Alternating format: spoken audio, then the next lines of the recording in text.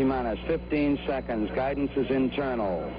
12, 11, 10, 9. Ignition sequence start.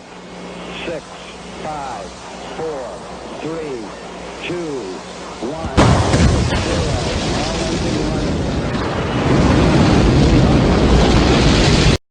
All right, welcome everyone. We're back.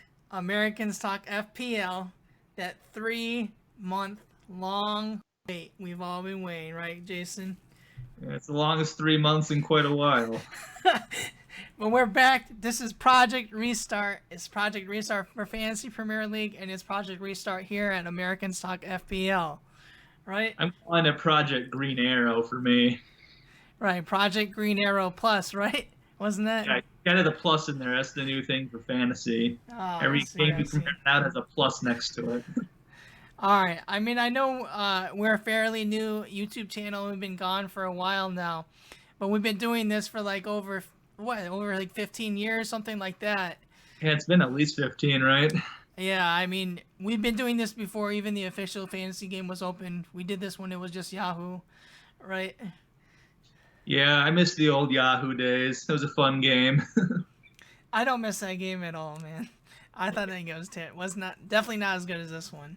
Yeah, I like the scoring system in it. It was pretty in depth, but you could like just build your own fantasy team, basically. You know, whoever you wanted. It was easy to afford anyone. Yeah, I didn't like that it was like too easy to build like dream teams on it. Like back in the day, I had like Drogba, Ronaldo, Henry, all on the same team. Lampard, like it was too easy. I'm pretty sure I hit like top 100 in Yahoo. Obviously, Jason, you've gotten plenty of top 250 finishes in the official game. I've gotten plenty of top 500, so we've got plenty of experience. Yeah, 167 right now, but that's gonna go up, I think, with Project Green Arrow Plus in action. You know, I know they gave us what we needed. We needed that wild card for everyone, and that's exactly what they did. And now we're gonna give you what you need: how to use that wild card. Dude, this game has totally changed. It is such a wild. This schedule. There's so much to talk about that we have to break it down. Not just in this video, but we'll give you another video later this week as well. Yeah, I think our next video will get a little more in depth with our wild card teams, especially once we have more team information released. And we're kind of a little more in a better headspace to know exactly what we want to do going forward. Yeah, exactly. There's so much, like, we don't even know the schedule right now. We don't know how things are going to pan out in terms of other schedules, in terms of the FA Cup, in terms of the Champions League. There's way too much to talk about in just one video. All right, let's move on. Let's move on to what we're going to discuss today. First thing's going to be that initiating Project Green Arrow Plus, right, Jason? Yeah, welcome back, Green Arrow Plus. This is how we are going to climb up the score sheet, and you are too. Exactly. Like we already said on the unlimited free transfers, it's a whole new game. It's a legit restart, which I'm so happy that they did. Yeah, unlimited free transfers up until June 17th kickoff, so keep that in mind. Right. All your other unused chips you will keep. Any chips you used are permanently gone, so keep that in mind. Review what you have and make a plan from that. Right, and then also there's a whole new the Premier League itself. They've changed rules. 5 substitutes now instead of 3, and 9 players on the bench. That's a lot. Yeah, I mean this could definitely change fantasy completely. Right, Jace? Yeah. One thing I want to say with a lot of this stuff going on, bigger benches, more subs. They've been out for a long time. Players haven't been training. I think a lot of guys might be out of shape. Injuries might be piling up soon. To me, what this says in fantasy is I want a nice deep team now. I want a nice hardy bench. I'm not going to, spend most of my budget on a few really high-priced guys and fill out my team with little enablers. No, I want an even-rounded team for when there's the inevitable benching for a rest or some guy gets a niggling injury. You want to prepare for that. Plus, I got a bench boost I got to use too, so I want a full team for that. Right, yeah, I still have my bench boost as well. This is going to be total game changer. I'm not sure how I'm going to tackle it yet, whether I'm going to go with your approach of just a little bit better overall players on my bench, or just go with those high-priced players. We'll definitely see big rotations in the big teams, City, Liverpool, that are in the Champions League still, and they want to win it. And don't forget, Liverpool's out of the Champions League too. Sorry, I had to throw that in. Oh, my bad. Yeah, I forgot. Who did lose to? It's been so long. Which team? Atletico Madrid. That was like the last match before. Oh my gosh, I totally forgot. Yeah. Yeah, Dude. Liverpool have nothing to play for, really. Like they're out of Champions League, they're out of the FA Cup. They've basically won the league. They need 6 more points, and then which brings me to our next bullet point. What do they really have to play for? I mean, they play for the 6 points. I'm still gonna keep the big timers, right, for initially, or what do you think? I mean, I'll keep them for now, but going forward, I just don't trust them. Like, yeah, no way. Reason to push them. They have plenty of reason to play youth players. That's what I would do. I would just play youth. Like, who cares? Like they Yeah. have no point. And given the cost of some of their players, like, Salah's what, 12.7? Do I want to invest that in Salah when I can get a Bruno Fernandes for like 8.6? For sure. And then like there's these elite players that are coming back that we from injury, like Harry Kane, etc. Rashford, Pogba. Yeah. So there's a lot. Manchester United is definitely like number 1 on my radar. Right. Yeah, I think with Man United, they got healthy, obviously, with Rashford and Pogba. And their fixtures for the rest of the year are second to none. They come back against Tottenham, then after that, it's pretty smooth sailing until they face Leicester in the last week. Yeah. So I'm investing in that team. And then you also you put Wolves for possible investments. Yes, they also have a great schedule. They have a lot to play for still. They're in the running for a Champions League spot, or at least Europa League. And I think they got some pretty reasonably priced players who get a lot of points. So I'm looking to invest in that team too.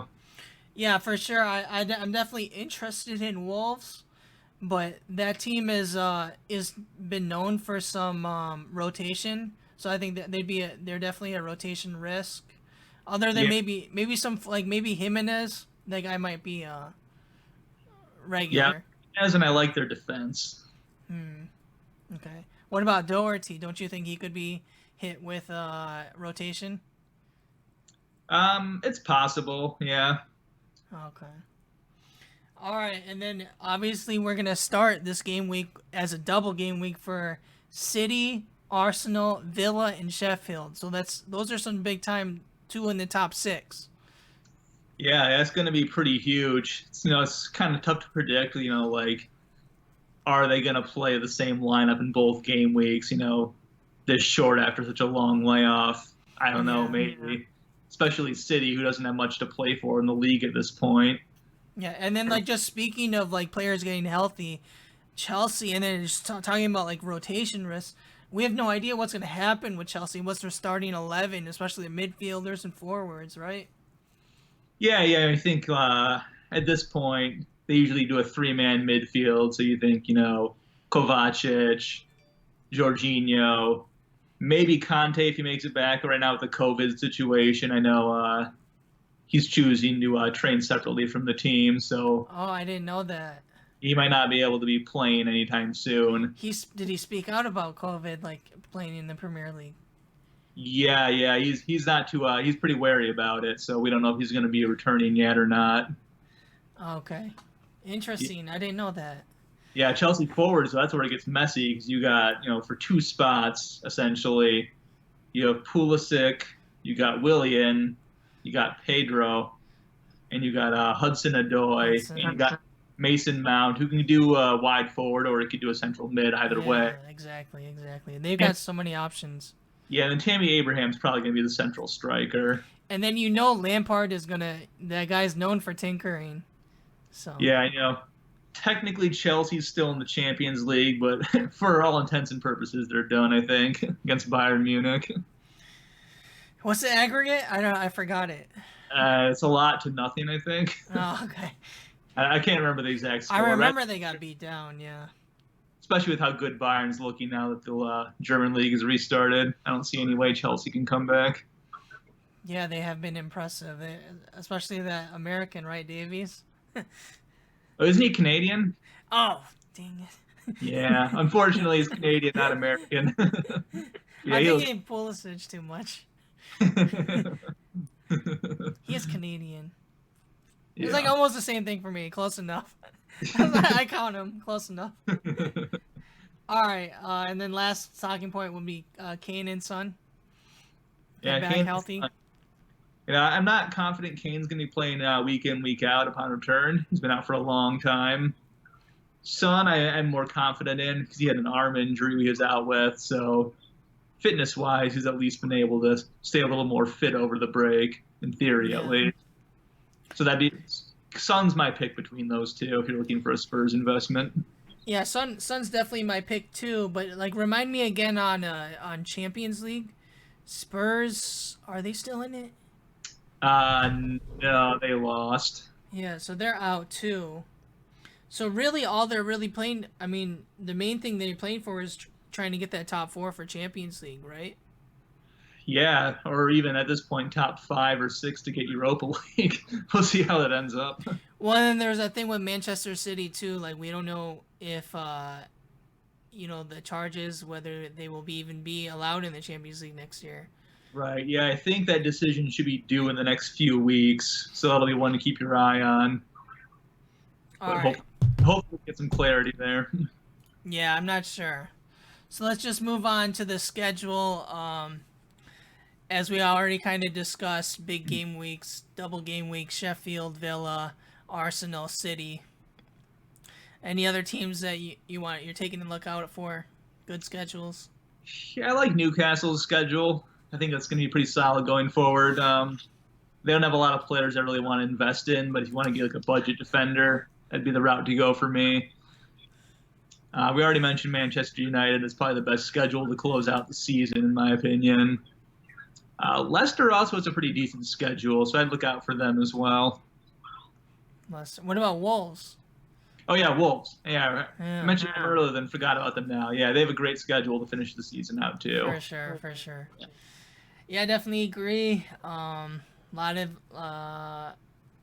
of things to look out for, a lot of things to watch. Speaking of that, then we're going to move on to our watch list now. We'll start with the goalkeepers. Yeah, so we'll go through position by position, kind of give you an idea of who we have our eyes on for the rest of the season, or at least these next few weeks. So when you start to get your wild card together, these are the players you want to focus in on. Right. So we got some budget options, McCarthy and Pope. Yep, I like both of them. I think they pair pretty well as far as fixtures. That's actually the option I'm going with personally, is the Pope-McCarthy combination. Yeah, for now, Pope has been like one of the Mr. Clean Sheets of this year's fantasy, right? Yeah, especially heading into the 3-month layoff. Yeah, him and Burnley's defense were just kind of on fire there for a while. Yeah, exactly. Pope will probably still be on my team just because he's been so consistent. I put Leno there. I think Arsenal under Arteta, they've kept more clean sheets than prior, and they've got a fairly good schedule. Yeah, plus the double game week when they kick it off, so it's not a bad option to have. Right. I still don't trust them completely defensively going forward, but if you want to invest in, I'm not gonna criticize it. Yeah, I mean, I think ever since Arteta, they've had I think at least 3 clean sheets, one including United. So this team I'm looking at, he's not on my team, and I probably will go with just the standard 2 budget keepers. Like, that's kind of like a traditional thing. But if you're going for like one mid to high price and then one just like low budget, I'd take a look at Leno if that's the route you want to go. Then you got Patricio from Wolves. Yep, 5.2. I like him, but Wolves do have some nice budget defenders that you can get a lot cheaper. So that's probably the route I'm going to take. But if you want a Patricio, it's not a bad option. Yeah, that seems just a little too pricey for me. The good thing is he's not going to... I mean, the good thing about all these goalkeepers is they're not going to be big rotation risks. In my opinion, usually goalkeepers, they don't... The backup maybe will play in the cup, but not in the league. The starter should play. Yeah. One call out on Dean Henderson. He'll be ineligible to face Manchester United, his parent club, when they meet in Gameweek 31. Okay. So keep in mind if you want to go that route. All right, and then Ederson at 6.0. What do you think of this? What do you think of City clean sheets? I mean, they kick off with a double game week. So that'd be the reason you really want to invest there. Outside of that, I'm not sold on him. Yeah, I'm not going to go with this guy either. Manchester City, they're known for... They can keep clean sheets, but they don't get a lot of shots against them on target. So no save potential there? No bonus points. I would rather go with a defender from City. My eyes are on Laporte, but that'll be on the next slide here. How about Allison? What do you think of keeping Allison if you already have him? I mean, if you already have him for a decent price, you might as well keep him until Liverpool lock it up. Yeah. Kind of goes for all Liverpool assets. You want to keep them for now. It's not a bad idea, but once they win the title, that's kind of when all bets are off in my mind, unless, Klopp comes out with some kind of statement saying they want to go for, a points record or something or whatever's still in play. Yeah, I'm not... same strategy. Just keep them until they win the title. Then this guy's gonna... I don't think he'll see time. Alright, let's go to the defenders. Starting with Trent. Pretty much like one of the biggest players in the Fantasy Premier League, yeah? Yeah, as long as he's potentially playing, it's hard to leave him out. I think he's another one. I'm going to keep him for now, but once the title's locked up, that's when I might say bye-bye and downgrade to someone a little cheaper. Yeah, exactly. I've got Trent and I've got Virgil on my team right now. Depending on whether who I can afford, they both might be out, to be honest. Then we got Doherty. Yep, another Wolves defender, good attacking points and bonus points. I think he's the premium Wolves option if you can afford it. I like that. Okay. I would just be cautious a little bit because I'd be scared of the rotation risk with Doherty. Laporte is finally coming back, but we don't know for sure how many minutes he's going to get. Yeah, he hasn't played 90 minutes since, I think, week 3, so it's been a while for him. He's definitely one I could see Pep playing maybe 45 minutes the first game and then just having him sit because it's a double game week, things like that. So it's definitely something to be cautious about. I know everyone is really high on him, but realize Pep is known for rotation risks. This guy... They need to win the pretty much their whole goal is to win the Champions League this year, so they got other things in their head, and this guy needs to stay healthy. There's really nothing left to play for other than cementing the number 2 spot, which it's not bad, but you're not going to be risking guys to do that. Then you chose Harry Maguire, right? United. Yeah, United got a great schedule to finish off the year. Harry Maguire, he's the same price as Aaron Wan-Bissaka. The reason I went with Maguire is his threat from set pieces, which have drastically improved since Bruno came. They've already connected once for a goal.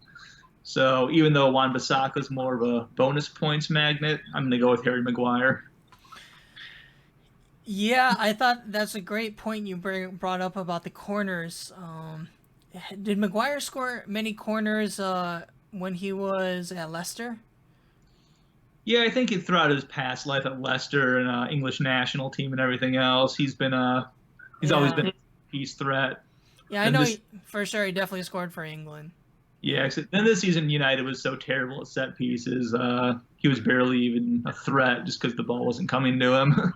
Right. I mean, when Pogba was injured, it was like, who's gonna take these? Like, no one.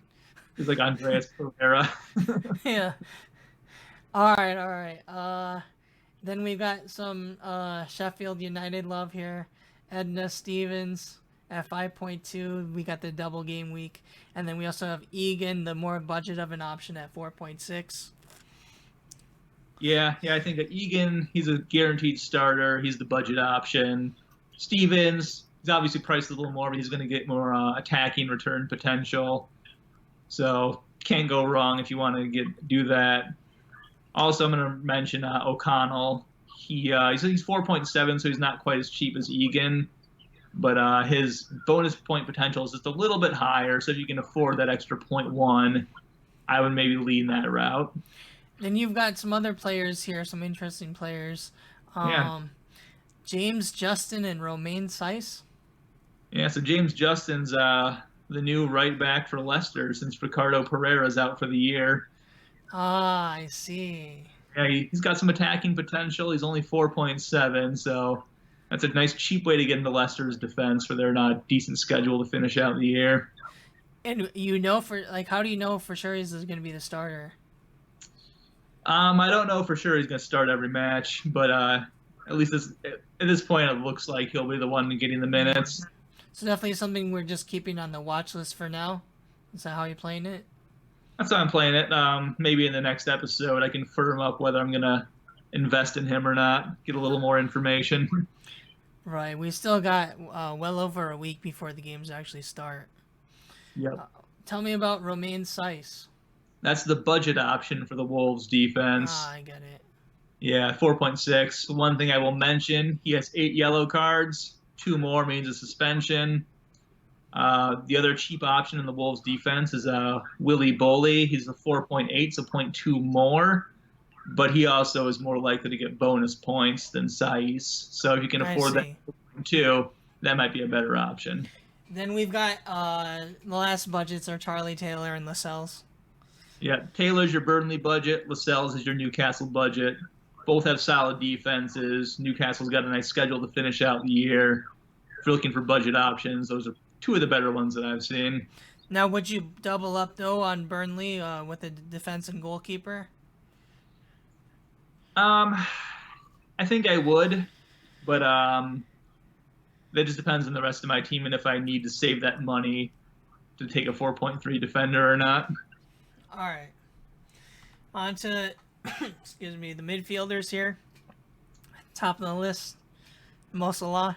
Yep, you know the drill by now. I'm keeping him for now, but who knows what's going to happen a week or 2 from now.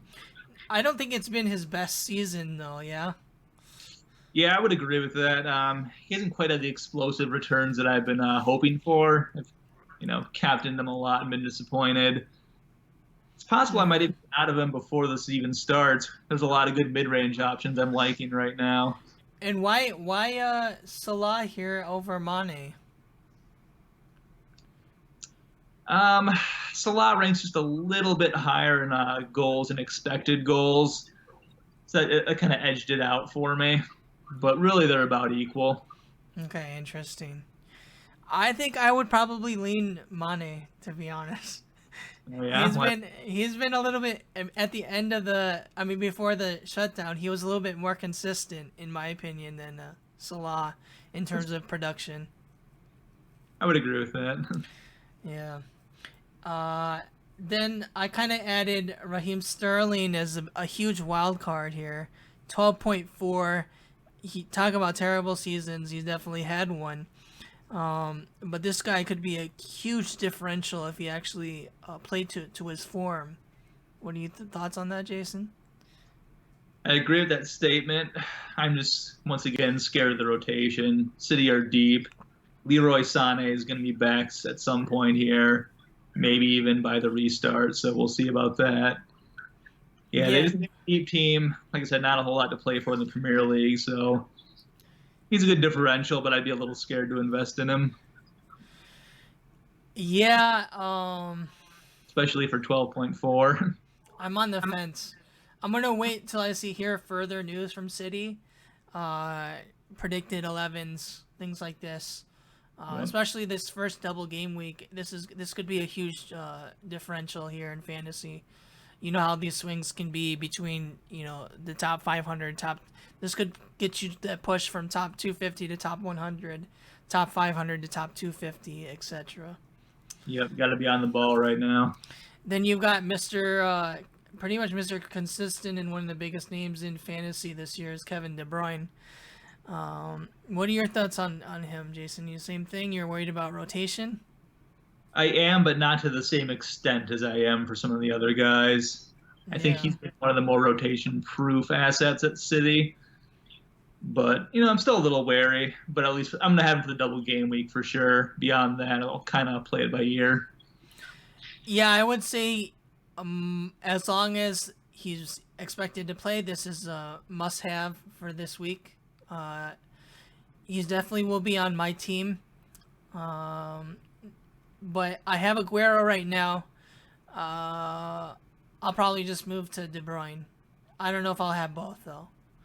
Yeah, I got both right now, but I'm debating Aguero. We'll see. Yeah. Okay. Let's move on to Spurs. We got Son on the list. You liked him over Kane overall. Yeah. He's cheaper. I think Kane's coming back from a serious injury. We don't know he's going to play every week at this point. Exactly. Yeah. Son was pretty much on fire before his arm injury. So he's healthy now. I would expect him to continue his good form. So that'd be my option there, is Son for Tottenham. Okay, I agree with you 100 there. Then let's move on to Nicolas Pepe. A little bit, probably a big differential. Yeah, I think he'd be a pretty big differential for sure. I don't know what his ownership is at right now, but I can't imagine it's too high. No, it's pretty low. They got the double game week, so that's a good one to invest in right there, at least initially. Yeah, that's another one you can take that risk on if you want to move up on the ladder. Now, more consistent would be Bruno.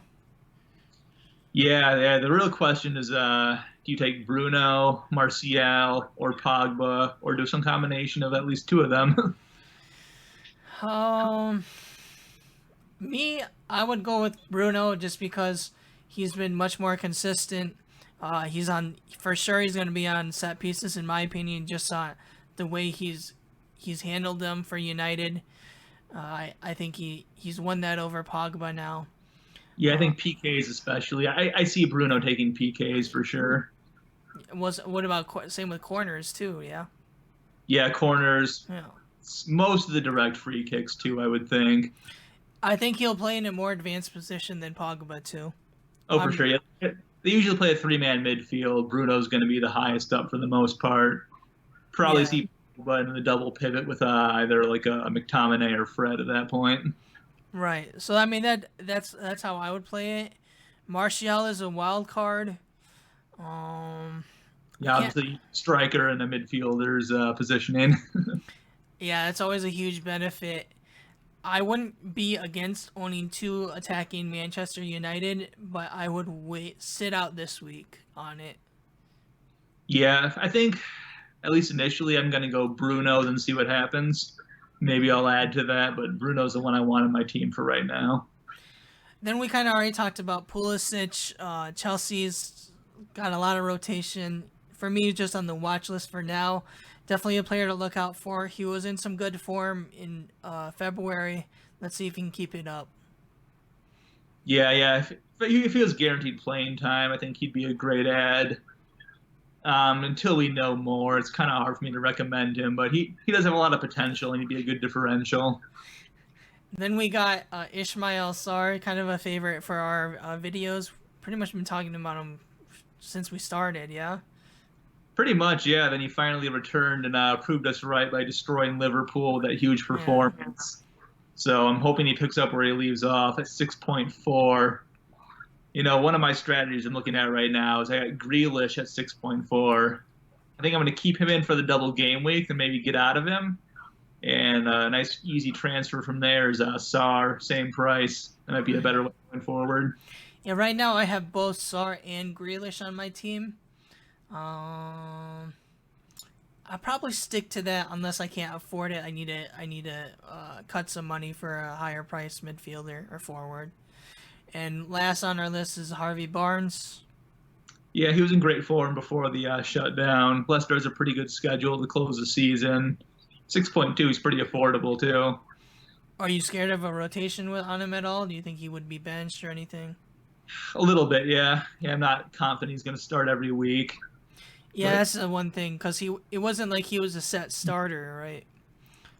Yeah. Yeah, I think rotation is going to be a risk for everyone at this point. It's kind of been a theme of most of our recommendations at this point. So, yeah, for sure. I think the set in stone ones are going to be like on this list. For me, Bruno, Son, initially Salah and De Bruyne, but they'll likely be rotated too. Yep.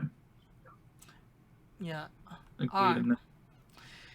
Last one will be our forwards. Mr. Aguero. He's healthy. We know what a healthy Aguero can do, yeah? Yep, and he's got a double game week, so... It's scary. I mean, you want to talk about a differential right here. This guy could really hurt people that don't have him. Yep, you can say the same thing about the next guy, too. Aubameyang? Yep, also got a double game week to start this off. Arsenal still have a lot to play for as well, so I think he's going to be starting every match down the stretch. Yeah, this week is going to be... this is so, chaotic. I mean, it's unprecedented, yeah. I mean, the Fantasy Premier League like this, giving us a free wild card and then all these double game weeks. This whole season is just a huge wild card. Yeah, it's crazy. I think the big question I have on this is, do you double up on Aguero and Aubameyang for the double game week, or is that just too much money? Yeah, I don't know. I don't think there's a good answer for this. Yeah, it's tough. Yeah. I think at the very least I want Aubameyang. Aguero. Really? If I can fix it in, I'll do it, but I'll play around with it and see what happens. We can recap this on the next video. Yeah. See where we ended up on this. For sure. Obviously we'll be having a second video before the matches start. Likely this upcoming Sunday we'll expect a release. But I mean, the wild card, everything could change. I could change my team on Tuesday. We'll always keep you updated in the comments if we make any changes to our team. Yeah, I don't want to spring any surprises. Yeah. And then we already kind of talked a little bit. Harry Kane's coming back, but he's injured. I'm gonna hold off on Kane until he proves me that he's healthy enough to play week in, week out at a high level. Yeah, this is the definition of someone you just keep on your watch list. I would not put him on my team right now. Nah, me neither. Vardy, what do you think of this guy? I like Vardy. I think he's a good pick. I think the biggest problem he has is that he has players who cost less money than him on this list that are just as good for points, I think. Agreed. I agree completely. And then we're specifically Rashford and Jimenez right here. Yes. My big concern is, am I going to get Rashford and Jimenez, or can I only get one of them in my team? I don't know what to do there. It's going to be tough. Should be mentioned, Rashford's also coming back from a pretty major back injury. Yeah. So far, the reports have been pretty good in his training, but, do you want to invest in him right away, or do you want to take a wait-and-see approach? It's tough to say. For me personally, I think this guy's going to be rotation risk for sure, especially at least the first 3 game weeks. This guy's going to be on my watch list for now. United, I would probably, if I was going to double up, I would double up with Bruno and Martial. But I don't think I would double up on attacking United. I'd rather go with someone like a Harry Maguire or Wan-Bissaka, and then add in Bruno's like a must. Like on any team, Bruno's a must. For me. Yeah. So that's probably how I'm going to play it. For sure I'll have Bruno. I'm not 100% sure whether I'll have a United defender at this time, though.